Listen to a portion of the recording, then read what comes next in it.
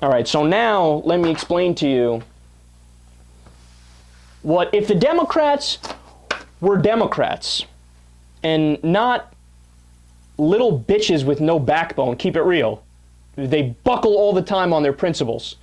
Let me explain to you exactly how this deal would have went down, okay? And make no mistake about it. This is exactly how, if the Democrats wanted to, this is exactly how they could have played it. So, leading up to the whole, to the fiscal cliff, they could have proposed a bill a couple days before and called press conferences about it. All the Democrats, the senators, members of the House, the prominent members of the House, Barack Obama, Joe Biden, all of them say, all right, look, here's the deal. We won the election, okay? The American people agree with us. We have the polls to prove it. We have the numbers to prove it. Here's the bill.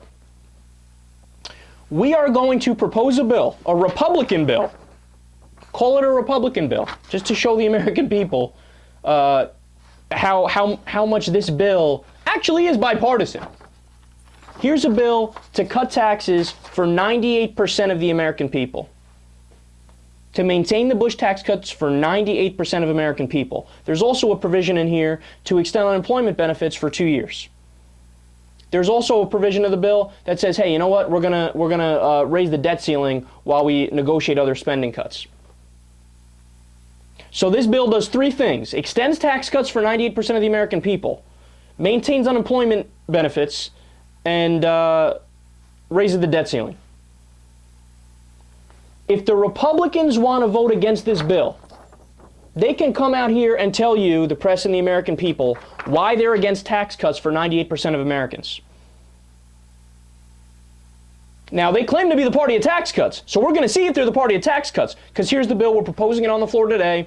If they don't even want to bring the bill to a vote, then they're going to have to come out here and say why they didn't want to bring it to a vote and why they're against tax cuts for 98% of the American people. Are you against tax cuts, Republicans? Is that what you're against? So you're the party of tax hikes, aren't you?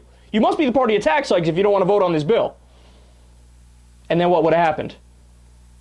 Well, it either would have passed, right, because it's political suicide to vote against tax cuts for 98% of the American people, or it would have been voted down once, and then you say, okay, no problem, no big deal, no big deal. After we go over the fiscal cliff, today, what would be today, you propose the same bill. You say, okay, you had one chance and you messed it up, John Boehner and Republicans, okay? All the Democrats are going to vote for this bill, right?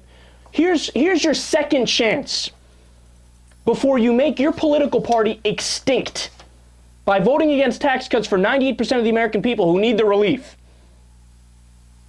Here's this bill one more time. Go ahead, vote against it. I dare you. I dare you to vote against it. I dare you to vote against it. Watch what happens. You'll be primaried the next time around in the election cycle, or you'll just be swept out. And then the bill would have passed, and the Democrats would have gotten exactly what we campaigned on. But that's not what Barack Obama did. And there's only two possible reasons as to why he didn't do it, right? Make no mistake about it. Either he is the world's worst negotiator, and he's running around like a chicken with his head cut off, right? And that doesn't just go for Obama, by the way. That's all the Democrats. Whether it's Joe Biden or Nancy Pelosi or Harry Reid, the only people that seem to have their head on right is the Progressive Caucus, okay? Either that, or he secretly is a lot more conservative than he pretends to be when he's campaigning. Now, the reality is it's probably a mix of both. But I wouldn't begrudge anybody who wants to choose to believe either one of those things, because we have no conclusive proof either way. But man, this was an epic fuck up. If I was in the House, I would have voted against it. I would have voted against it. And in the Senate, I believe there was a handful of Democrats and some Republicans who voted against it. They deserve all the praise in the world, and ironically, they're getting hammered by the media today. Why? Because of this fake, this is right out of Naomi Klein's shock doctrine. Be scared, everybody, be scared. Now here, let's pass this bill that really helps the rich. No, man, this is not a good deal.